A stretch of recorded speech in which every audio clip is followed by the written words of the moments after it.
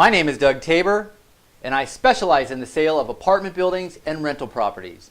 You can learn more about my business at www.yourapartmentbroker.com. Okay, so earlier this year, my wife and I were camping with a number of very close friends in one of my favorite places to camp, the beautiful Anza Borrego Desert. Of course, it wasn't the summertime, not 120 degrees. But as we were sitting around the campfire, I was saddened to hear of the stories of many of my good, close friends who were police officers, school teachers, and all around great citizens on their plans of as soon as they achieve retirement, they're going to flee this horrible state. And we hear that all of the time these days, folks that just can't wait to get out of California. The Golden State was blessed by God. Many would argue that we live in the most beautiful and economically blessed state in the Union. Hundreds of thousands of really good jobs are created each year. Our climate is one of the most desirable of the entire country.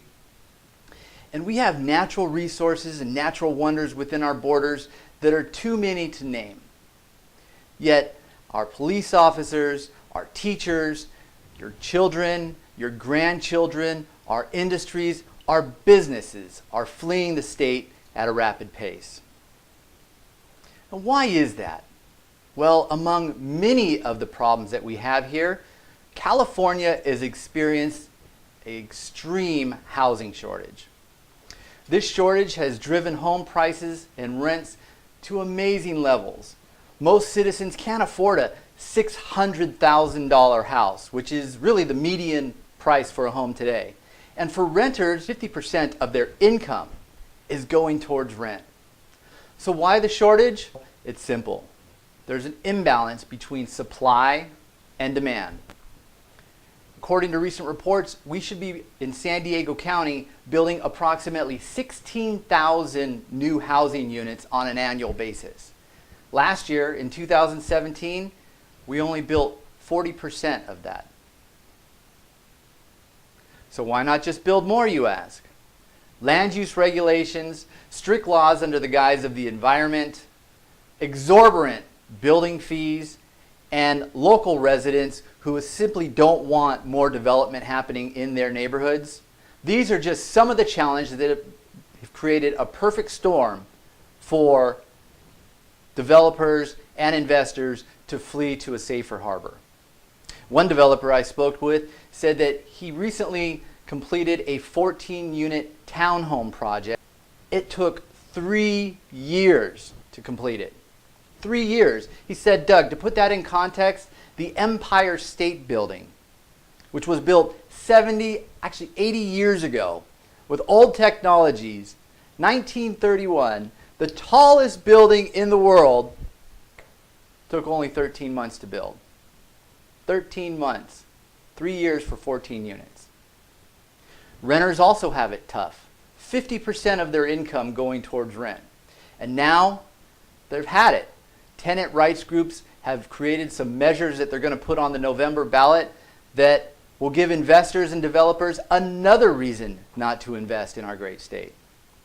One such measure I'd like to explain to you today is called the Affordable Housing Act, or Proposition 10.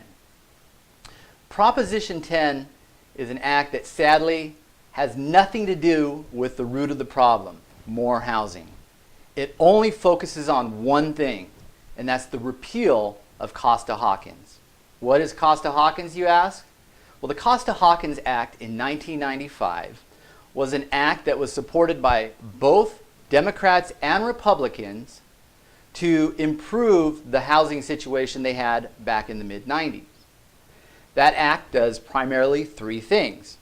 First, it puts restrictions on local municipalities so they cannot put rent controls on any property that was built after 1995. Second, it does not allow municipalities to put rent controls on any single-family residence or condominium property. And third, it doesn't allow rental owners to raise their rents to market rate once a tenant moves out. So those are the three things that Costa Hawkins is focused on. And Proposition 10, sole purpose is to repeal that act, allowing local municipalities to put rent controls on properties that were built after 1995, to put rent controls on single-family residences and condominiums, and to control how much a landlord, a rental owner, who has expenses every month, and those expenses including water, taxes, electricity, utilities, all of these things continue to rise, it won't allow a rental owner to raise their rents to market rate.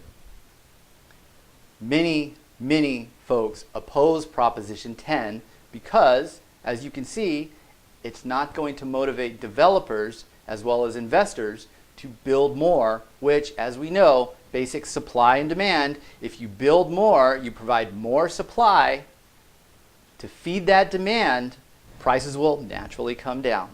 Look at Amazon. Economist after economist agree that to fix a problem, rent controls and other government interference will only exacerbate the problem in the shortages. All you have to do is look at Santa Monica, where if you want to get a rental there, it can be up to 4 to 5 years on a waiting list. San Francisco, a one-bedroom in San Francisco, which has heavy rent controls, $4,000 a month. And then, of course, we've all heard about New York. Anybody who's watched Seinfeld has seen them actually complain about the rent control policies in New York. So it's proven time and time again that price controls, rent controls, price fixing, and government interference really doesn't focus on the root of the problem. And by repealing Costa Hawkins, we're encouraging our council members and our representatives to placate their tenants groups by giving a band-aid in the form of price controls and rent controls, rather than really focusing on the root of the problem, which is we need to build more housing. So no on Proposition 10.